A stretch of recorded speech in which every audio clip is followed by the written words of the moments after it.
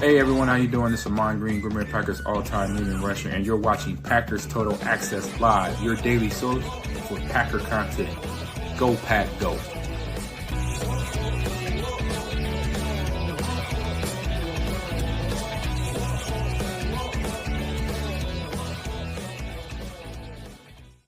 What's up, guys? Welcome into Packers Total Access. My name is Clayton. You can check us out on packernet.com. Find me on Twitter at Packers_access. We are joined alongside Jacob in Wisconsin. Came slide in here at the last second. We hit go live, come back up on screen, and there he is, man. How you doing, bro?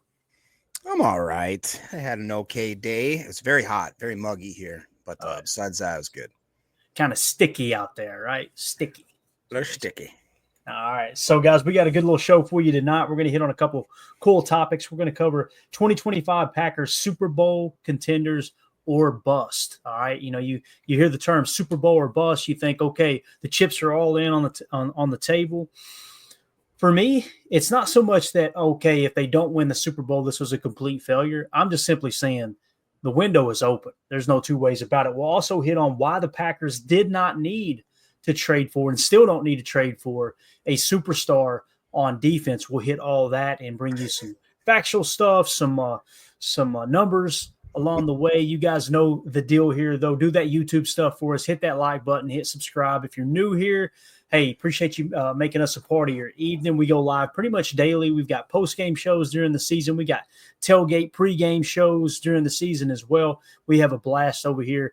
And like I said, if you like Packers content on the daily, you want in-depth analysis in terms of, hey, let's get to the bottom of what happened, why did it happen on a consistent basis, it's definitely the channel for you. We appreciate y'all joining us this evening. So make sure you subscribe. And, let's have some fun. Let's jump into it. First topic of the night here, 2025 Packers Super Bowl contenders or bust. You know, the last couple of years, we've talked about this being the youngest team in the league, right? And some people use it as an excuse. Other people, say they don't have a snowball's chance in hell of winning the championship. I tend to lean a little more towards, hey, look, when you're the youngest team in the league, it's far more difficult to win the Super Bowl. Well, now here we are stepping into this year with a couple of key free agent signings, in my opinion. Well, actually, there was 4 different ones that made the roster a little bit older. And I feel like this is going to be as much a veteran roster as we've had in a while, with the addition of Aaron Banks. We're going to talk about all that. Nate Hobbs, another veteran. I love what Goody did, how he went out there and found a couple of guys that are veterans, but not over the hill, right? I think that's very, very important. But let's dive into the article here. Is Jordan Love a top 5 quarterback? Are the Packers the best young team? Wrong questions. The real one, after an aggressive offseason, is it Super Bowl or bust for Green Bay? The window is wide open. Let's break down why the Packers are legit contenders. Jacob, I know some people see this after an aggressive offseason. They go, what are you talking about? We weren't aggressive. Guys, average annual value, we spent more than anyone in free agency last I checked. Now, when you look into the guaranteed money and how we can get out of those contracts after 2 years, that's Goody being Goody, right? Covering the bases. I think people seen this offseason, Jacob, and they immediately thought, well, we didn't do anything. It's just because they disagreed with the signings that Goody made. The fact is, we went out and got 2 guys, whether we think they're going to be great or not, they are going to be starters on this team. And some people believe Mecole Hardman will be a starter with Christian Watson being out. Others believe Isaiah Simmons could take that third stackbacker spot, possibly the second one, depending on what happens with Quay Walker's contract as well. But I don't know if that makes sense or not, man, but this was an aggressive offseason, man. This was Goody going out and spending top dollar for 2 free agents. Yeah, I agree with that. And like you said, I believe it's just certain fans that they didn't get their way, right? They didn't get a T. Higgins or like some splash type player where they really just thought, which again, Ryan had a great podcast. I don't remember if it was today or yesterday where he highlights just how AI and some of these specifically Facebook groups have gotten a little out of freaking control where they just like, dude, I mean, I'm talking about, and the worst part is that everybody's falling for it and they're getting into arguments in the comments over it. And, that's one of the misconceptions I think of the fans is that like, yeah, maybe we didn't go out and get like a quote unquote splash player, but I have a lot of hope for Nate Hobbs. I hope that Aaron Banks is the type of player that they paid him like he could be. And like you said, they structured these contracts in the type of way where it's not going to be, it's not a Deshaun Watson contract, right? where they're going to be paying for the rest of eternity. And it was just immediately a complete kerfuffle. And like you said, I like some of the lower key older guys that they brought. I think Nicole Harbin could be one of the sneakiest free agent signings of the year. I mean, honestly, it's not too far to say that, because that dude has just been doing nothing but being a consummate professional, bringing in kind of that veteran presence. And like you said, it is crazy too. I was just listening to an interview with Devontae Wyatt, and he was talking about how Kenny Clark is about to enter his 10th season, and he's still, I don't think he's turned 30 yet, which is insane. That's crazy. And we've got guys like Brooks and Wooden, and how all of a sudden that defensive line room all of a sudden is one of the more kind of seasoned vets groups. Obviously we got new guys like Nazir and Brinson in there, but I do think that this year that, we've talked about how there's a window, there's a gap, a timeline of when the Packers can succeed. And I really think that this is one of those seasons where the window's cracked open as wide as it can be. Yeah, let's go to the chat here. John Johnson says, we're going to be just fine on both sides of the ball. I completely agree. Deadfish says, Goody traded Ja's contract for Hobbs. That's really an accurate way of looking at it, right? You're freeing up some cap space. Now, we chose to absorb the entire cap penalty this year to just go ahead and kind of get everything wiped off the books for next year. But essentially, you're swapping Hobbs for Ja and freeing up some money. And when I say freeing up some money, it almost comes out as a push when you take into account Nate Hobbs's money there, right? Now, again, nobody's saying Jair isn't a great football player when he's on the field. The problem is he's not on the field that often. And sooner or later, you've got to make that decision. I was very vocal. I would much rather have had Jair Alexander on this team for $6 million. And it's pretty much been confirmed now that the Packers did not match, or were not willing to go as high as Baltimore did with the $6 million.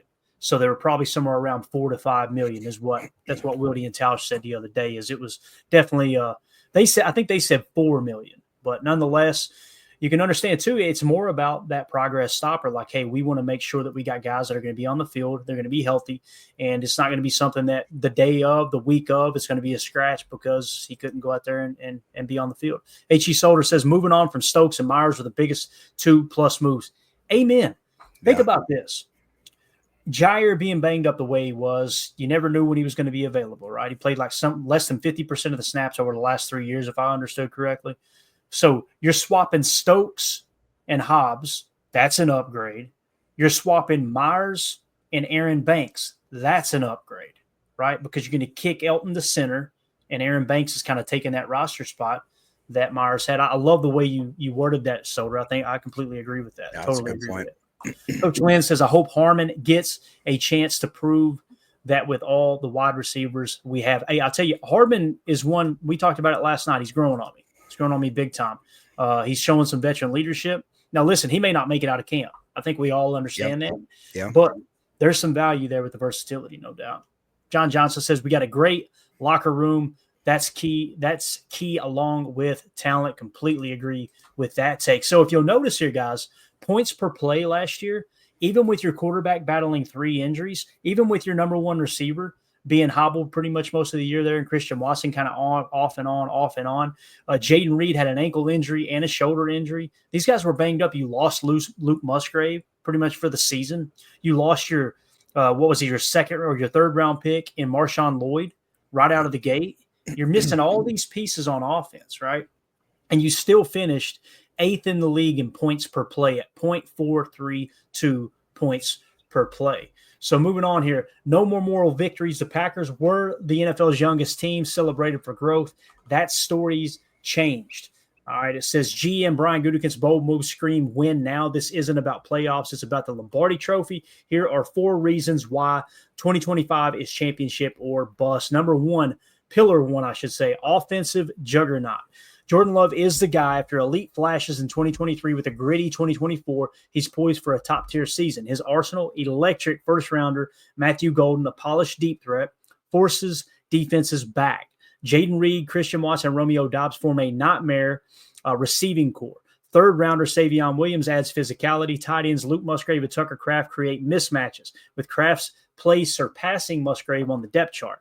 Josh Jacobs anchors the ground game, with rookie Marshawn Lloyd's explosiveness keeping defenses guessing. This offense can dominate in countless ways. Just wanted to point out here, yards per play. We talked about points per play.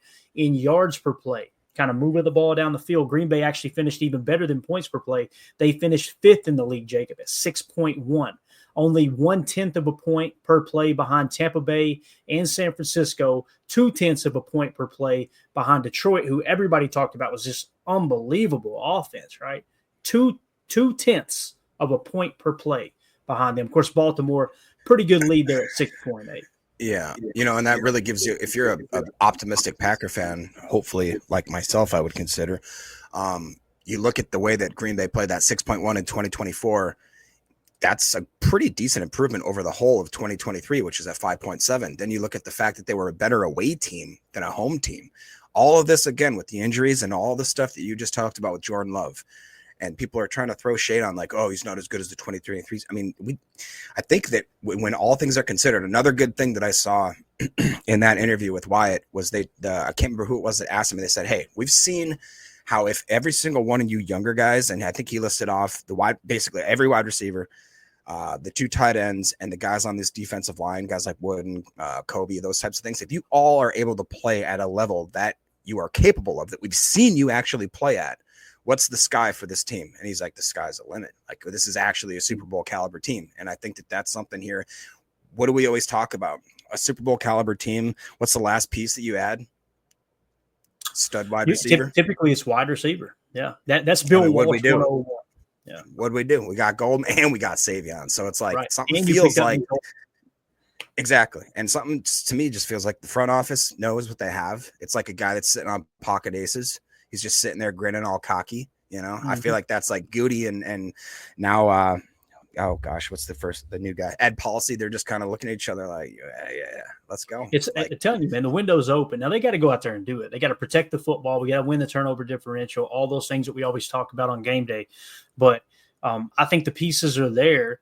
Would I bet the farm that they're going to win the Super Bowl this year? Probably not, but I can see them going deep in the playoffs if everyone stays healthy. That's what's going to be crucial for sure. Another thing to point out here, Jacob, with the passing game, yards per pass attempt, we finished with Love being banged up all year long, and his receivers leading the league in drops, right? We finished 4th in the league at 8.1 yards per pass attempt, literally a top 5 passing offense. So just want to throw that out. Like you said, it wasn't just the fact that they led the league in drops. It was the worst drop percentage, I believe, for a wide receiver group of the Green Bay Packers in 20 or 30 years. Like it was really bad. So the fact that we're able to still, like you said, put up a mark of being 4th overall, again, it's just another metric to me, even though it's a negative one, it's showing how good we can be if we have a positive regression in this year. Yeah. Pillar number 2, strategic reload. Goody targeted needs with impact starters. Guard Aaron Banks, a mauler from the 49ers, bolsters the offensive line, freeing Elton Jenkins to play center. Cornerback Nate Hobbs, a physical, versatile addition, joins Keyshawn Nixon, Carrington Valentine, and Xavier McKinney, upgrading the secondary. These moves signal win now, plugging holes with veterans. We didn't even mention Evan Williams, who's one of the up-and-coming, young stars in this league. I mean, the guy finished with, a 72 PFF grade his rookie year last year. Something else to think about. As Ed Madden says here in the chat, don't forget the penalties, Jacob, right? I mean, that was a huge problem last year as well. Deb Fish also said it helps to lead the league in most 20-plus air yard passes. Amen to that. And he had the most completed, too. The ball in the air for 20 yards or more, Jordan Love completed more passes of 20-plus air yards than any quarterback in the league with 24 is what he finished with. So, moving along here, pillar number 3, trench dominance. Championships start up front. The Packers O-line, Rasheed Walker, Elton Jenkins, Aaron Banks, Jordan Morgan, Zach Tom are looking to keep Love clean.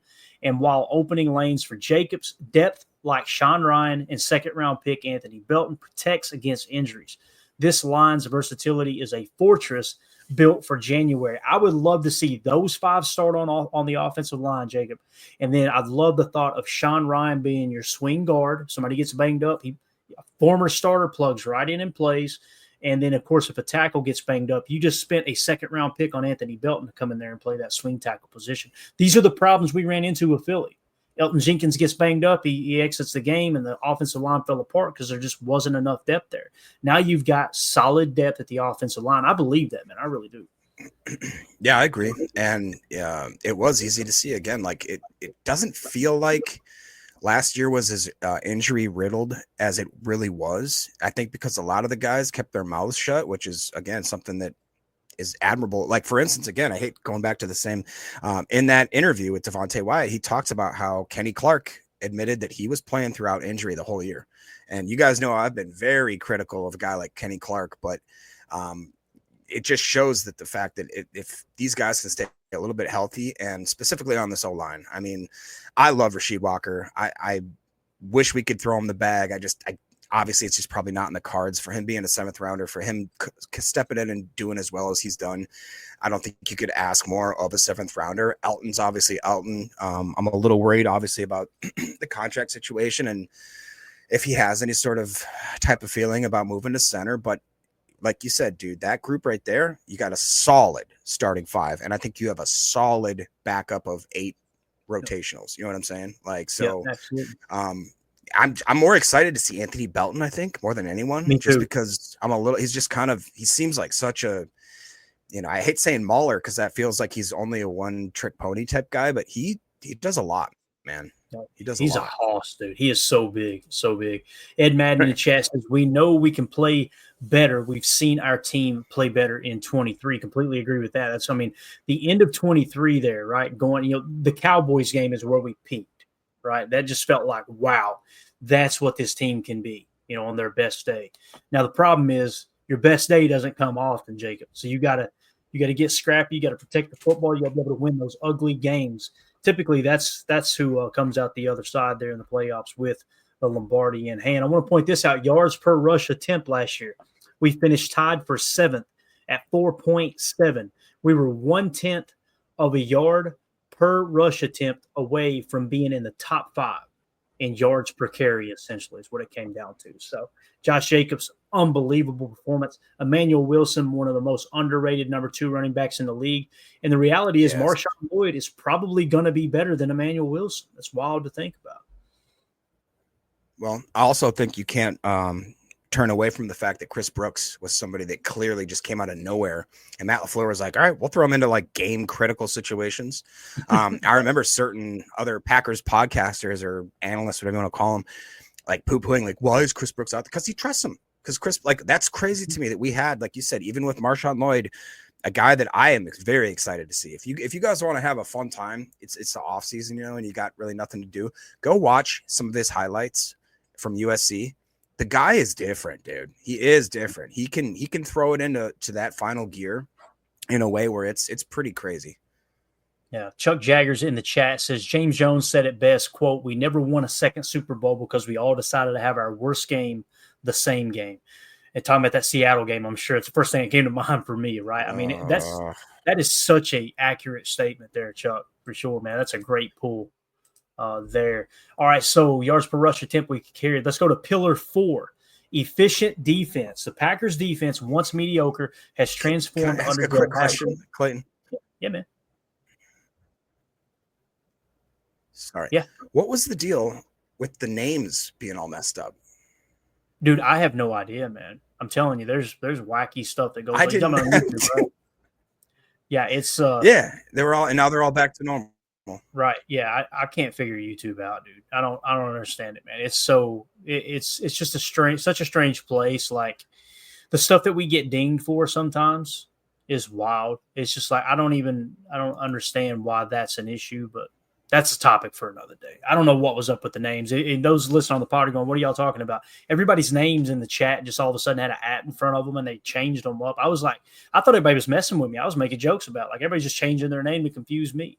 That's not hard to do, obviously. So pillar number 4, efficient defense. The Packers defense, once mediocre, has transformed under Jeff Hafley. His 4-3 front, led by Rashawn Gary and Lucas Van Ness, finished 2nd in run defense while settling in the 8th spot against the pass. Devontae Wyatt is ready to dominate inside. In the secondary, Xavier McKinney roams deep. Nate Hobbs adds physicality, and Carrington Valentine's consistency shines. This unit is confident, aggressive, and ready to dominate, even with the departure of the often injured Jair Alexander. Now, the bust part here, the bust factor, I should say, Jacob, the schedule's brutal.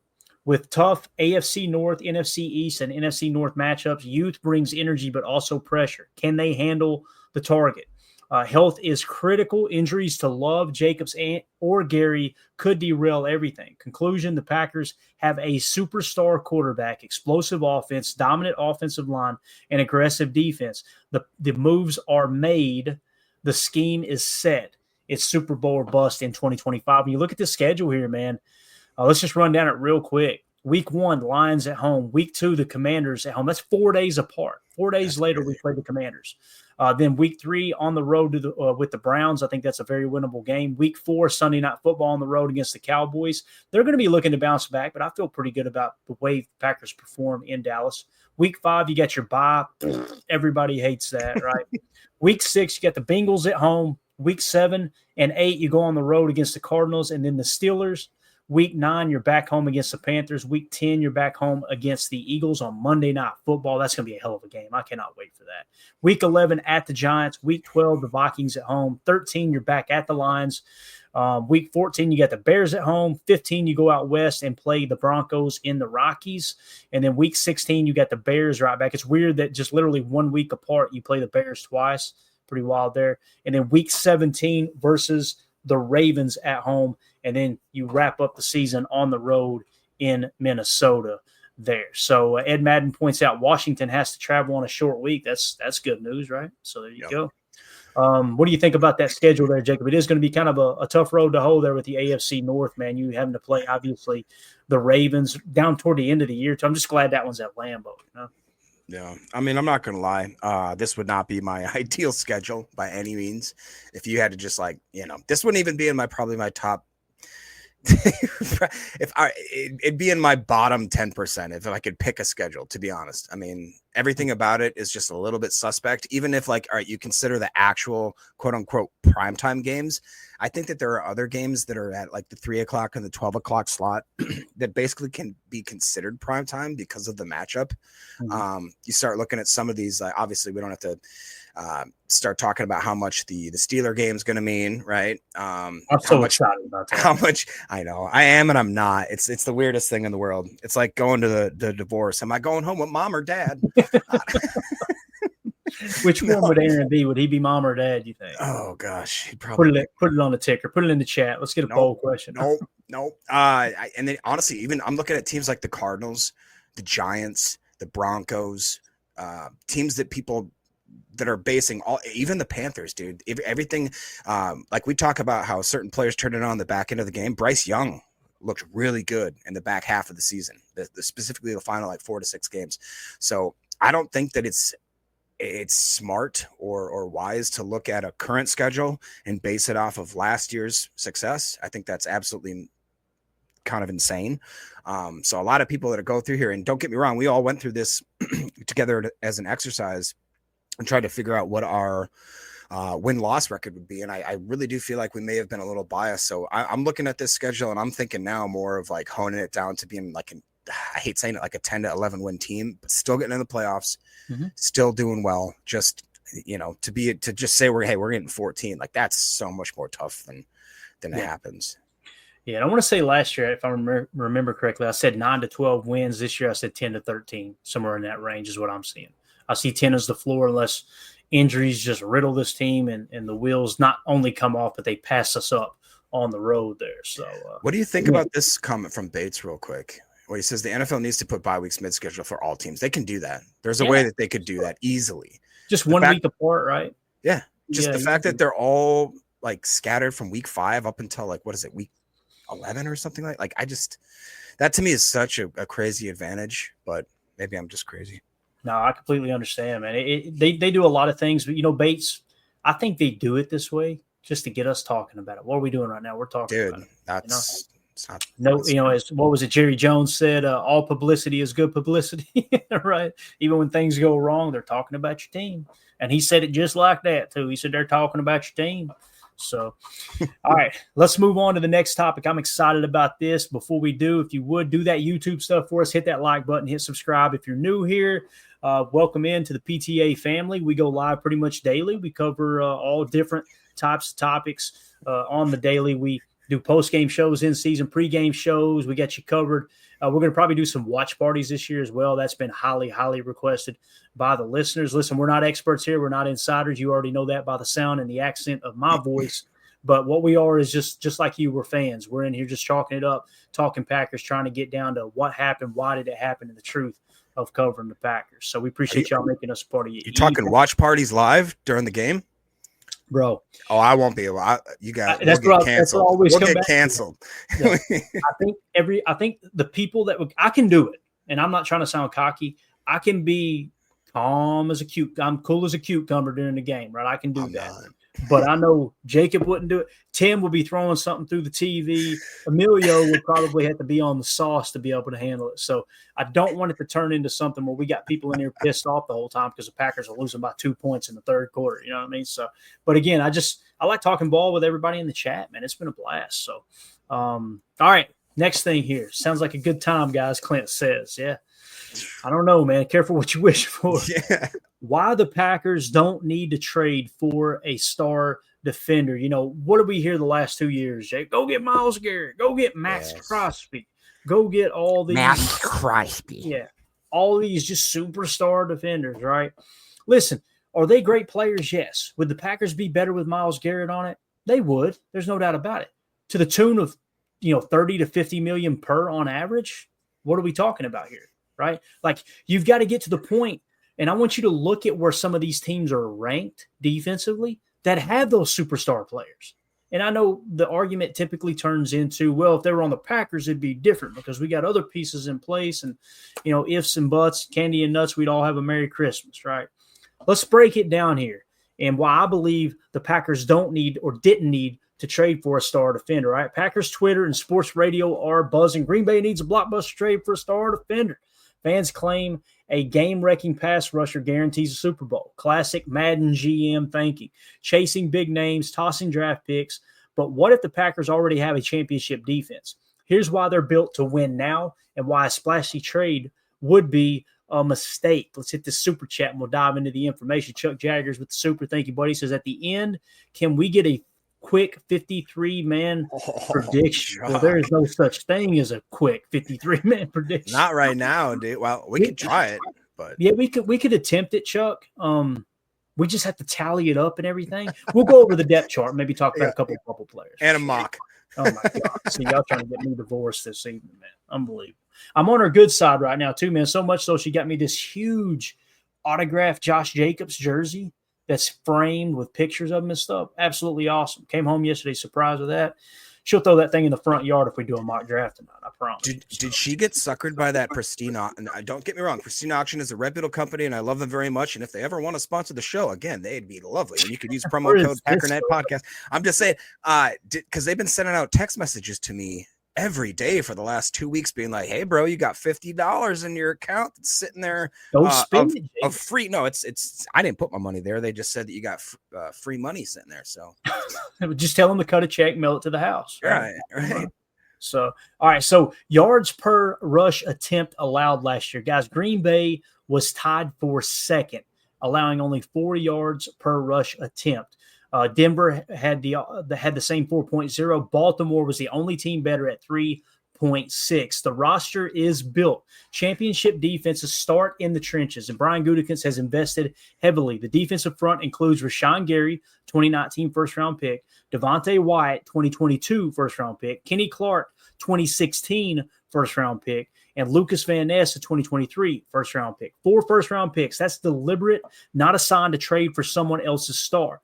Gary on a $96 million extension is a monster at 27, leading the Packers in sacks and defensive line run stops. Clark anchored the league's second-best run defense while playing all season with a foot injury. Wyatt's finally exploding, finishing with a pass rush win rate in the 90th percentile amongst interior defensive linemen. And Van Ness is poised for a breakout after a great finish in 2024, breaking through the 11% pressure rate mark. The line isn't desperate, finishing 9th in sacks. It's game ready with Wyatt and Van Ness best football in front of them. Think about that, Jacob. Like Devontae Wyatt, his pressure rate was through the roof in terms of, across defensive tackle. You look at it, you see a 9% on NFL Pro, but when you compare that amongst defensive tackles across the league, he's towards the top. Like he's truly is a force in the pass rush game. The problem is he struggles in the run defense a little bit in the past. He cleaned that up a lot last year. I mean, a lot. You didn't see him just running past the ball carrier last year. You could tell that Hafley really tried to harness these guys a little bit and protect against the run. It showed up, man, finishing second in run defense last year. Yeah, I mean, that's kind of insane, too. Like, when you sit there and, like you said, people yelled, oh, we got to get TJ Watt. We got to get this guy. We got to get that guy. Well, guess what? We have, like they just said, 4 first-round picks. Now, are they performing as the way that we would hope they would? No, but that's why you don't cut bait after 1 or 2 seasons with these guys. They have the capability. I think they have now what I think is a way better. Is it Covington, DeMarcus Covington, if I'm not mistaken, the new defensive line coach? I've got a lot of hope in him, guys. And I got a lot of hope in the fact that even, again, Devontae Wyatt said he was playing hurt for a lot of that year. Kenny Clark playing hurt a lot of that year. Rashawn Gary, we don't know exactly what they were asking him to do. We saw it on the back stretch.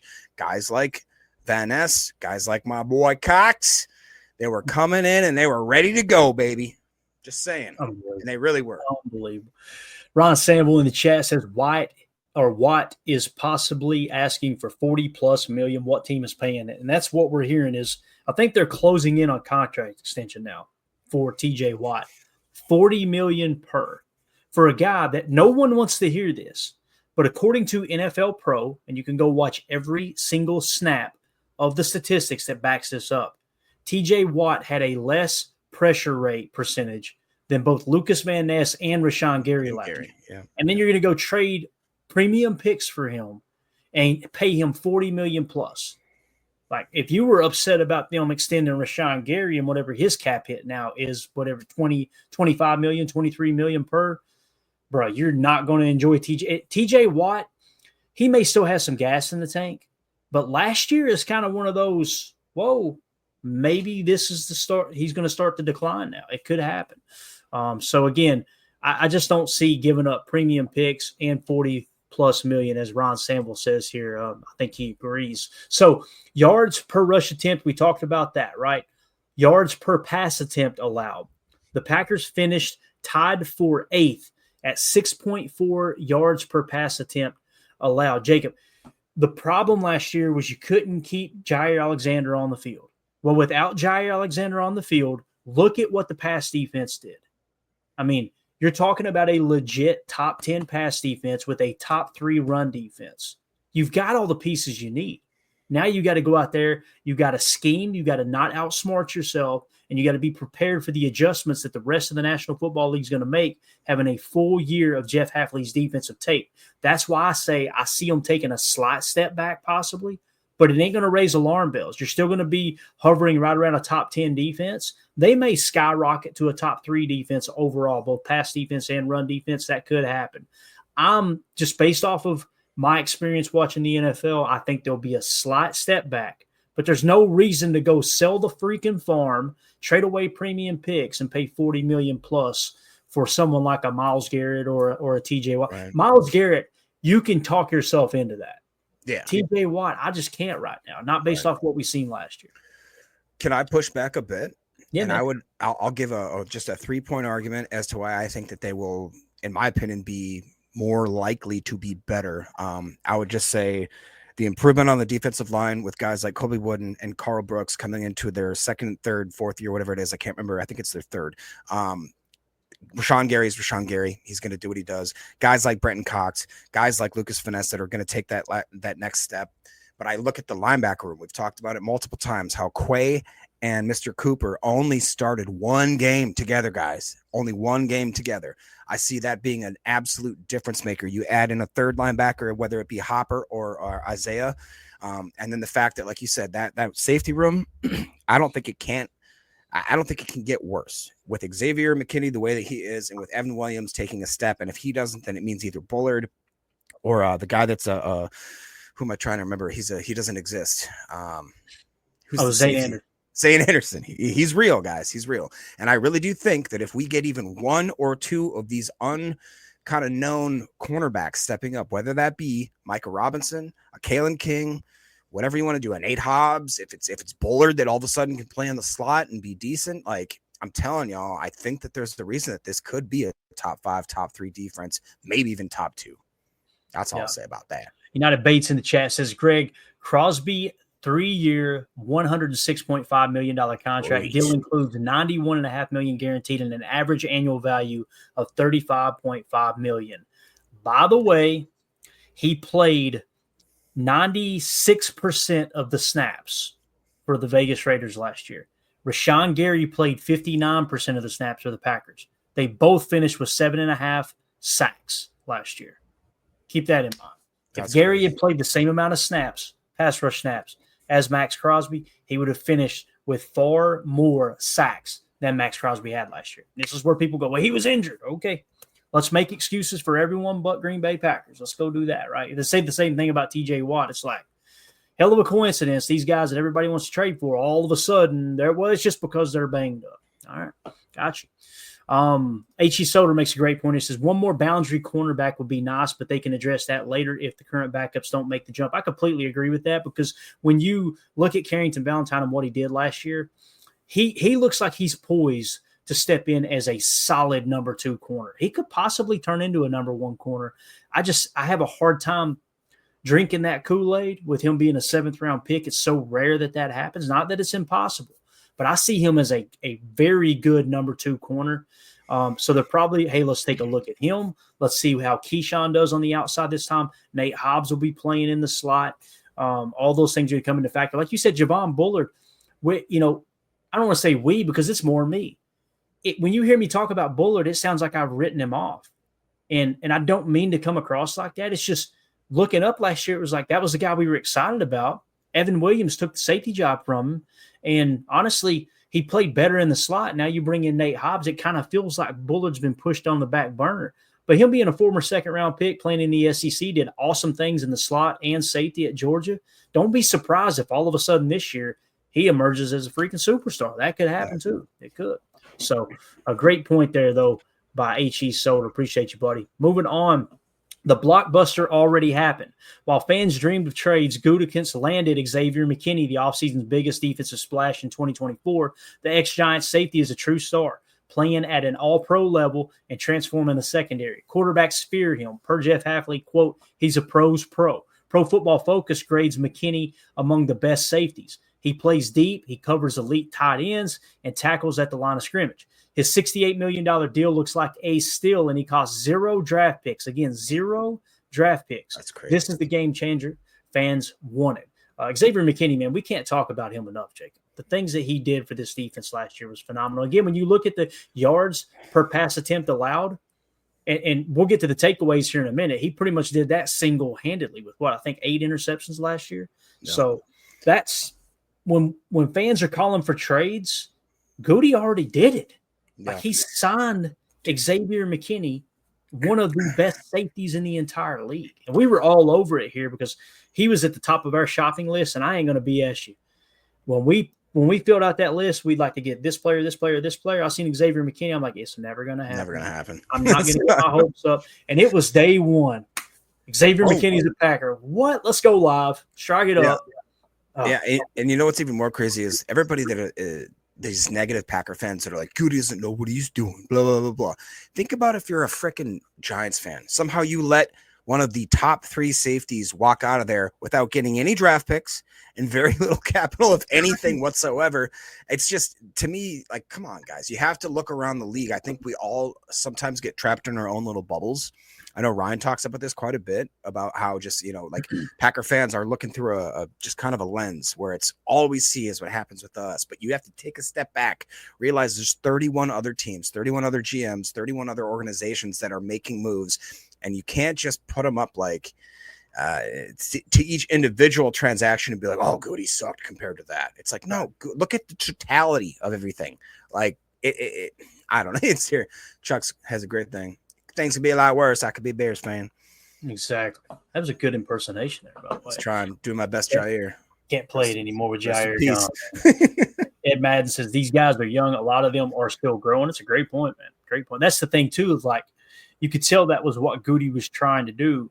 You get Jordan Love in the lineup there in 2023, right? Let's see what we got in him. Let's put a bunch of young talent around him. All right, let's see who emerges. Now let's go slap a couple veteran free agents in. You get Xavier McKinney, you get Josh Jacobs. in the following year. Now you go get Aaron Banks, you get Nate Hobbs. He just kind of put pieces in place. Both of those guys were Pro Bowl players in Josh Jacobs and Xavier McKinney. If we're going off a precedent and what Goody's done in free agency, he did the same damn thing with Zadarius Smith and Preston Smith and Adrian Amos, if you'll remember. And Devondre Campbell. Yeah, exactly. So if you're really Douglas, if you're going to go off precedent, one thing Goody has done better than drafting is sign free agents. That's why when they signed Aaron Banks and when they signed Nate Hobbs, I got to step back and go, okay, they see something here because, boy, they've hit freaking home runs on these free agent signings. So this is another stat that people don't want to acknowledge. Sacks per game. The Green Bay Packers finished tied for ninth in the league at 2.6 sacks per game. Only 1/10 of a sack per game behind being the seventh best. They're tied with the Chargers and the Philadelphia Eagles. Jacob, the Eagles had this all-world defensive front, right? They averaged 2.7 sacks per game. The Packers averaged 2.6 sacks per game. Like, I'm telling you, there's not enough people that realized that last year because there were people in the sports media painting this picture that this defensive line and this pass rush was just absolutely horrible. It's crazy. The Hafley factor. Fans long complained about a passive defense. Jeff Hafley's arrival changes that. His aggressive 4-2-5 nickel scheme harnesses the front, letting Gary, Clark, White, and Van Ness hunt while not allowing huge chunk plays from scrambling quarterbacks and running backs. No more read and react. Players fire off with a one-gap approach while staying gap sound against the run. The defense plays faster and more confident. Hafley's DB expertise ties the pass rush and the secondary together with McKinney ball hawking and rookie sensation Edgerrin Cooper shooting his shot underneath. This unit is built to dominate. We're half 3/4 of the way through this article on the defense, and we haven't even talked about Edgerrin Cooper. This dude's. I'm almost to the point. If we come out in the first quarter of the season, Jacob, and he picks up where he left off last year, I'm going to start calling him generational. If people could say Caleb Williams' cheeks are generational, I'm sorry, man. Edgerrin Cooper's not getting enough shine. He isn't. And I understand the reality that Edgerrin Cooper could take a step back. That could happen, right? That's always possible. Sophomore slump, we see it all the time in the NFL.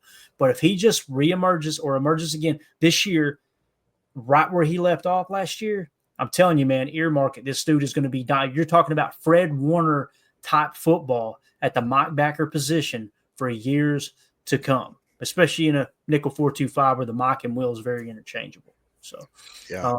What do you think about the fact that I don't know, man? You know how like people say that tight end's the hardest position to learn on the offense, just because there's so much. You got to learn. You got to learn everything. You got to learn the blocking schemes, obviously the run game, the passing game. You have to know everything. The middle linebacker to me just seems, other than maybe safety, one of those things where if you just come in off, I don't mean off the street, but out of the college game, and you click like the way he clicked, it does seem like it'd be a very hard, like if you're that good that quickly, to take such a step back where people would consider it like him not like at least an all-pro, a Pro Bowler, or like a very good player. It just seems very unlikely, doesn't it? It does, man. I completely agree. Yeah, and you're right with tight end. Tight end is one of those things that you've got to understand every check. You got to understand every protection. You got to understand every route, especially in an offense where outside of the F or the slot in Matt LaFleur's offense, that Y is moving, and the U as well. Like the Y and the U. The Y is your traditional Y tight end, right? Your attached tight end. The U is a little more of a utility type guy. He can go in the backfield. He can, split out wide as well, as we've seen Ben Sims do from time to time. They got to understand the choice route aspects. They got to understand the pass blocking. And at any moment, Jordan could check to a play like he did in Dallas, where you're telling someone to stay in and block, right? And that tight end's got to be prepared to understand, do I play with outside leverage or inside leverage? Who's the Mike? Like if Jordan comes to the line and you were gonna run a post route as the Y, and then he comes in and like he did in Dallas, and he checks to an empty set, and he tells the tight end to stay in and block. And then the center or Jordan Love or both will identify the Mike. That's going to set the protection. Now the tight end's got to understand what all that means. That's why rookies come in the league. and their head is spinning. That's why people like George Kittle are so rare. And I'm telling you, man, I think Tucker Kraft is this close. He's got to go out there and do it, but he's this close to putting himself into that top 5 tight end category. Really do. Dude, if I had to make a if you want to call it a bold prediction, I think Tucker Kraft is going to be one of the best tight. I think he's going to be held up there in the league at some point with the George Kittles, with the, I hate even saying Brock Bowers just because he's already, but that guy came on the scene, right? I feel like Tucker Kraft he's too smart and he's too physical and he's too humble in like the best way. Like he's cocky as all, but he's humble at the same time, like just from his roots, from his beginning, from where he grew up, from what happened with his father, from what happened with his college career, being offered, bro, if I'm not mistaken, he was offered to go to Alabama and he's like, nah, I'm going to stick it out here in South Dakota, and then gets on the scene. And again, I think my favorite things to watch is Tucker Kraft highlights from last year, because you just see this guy when he's mic'd up. I mean, he's a just a teammate, and he's the funnest dude that I've ever been around. And I also saw a picture of him, and I can't remember who it was. Is it Bert Kreischer that takes his shirt off all the time where they're at the Beer Olympics?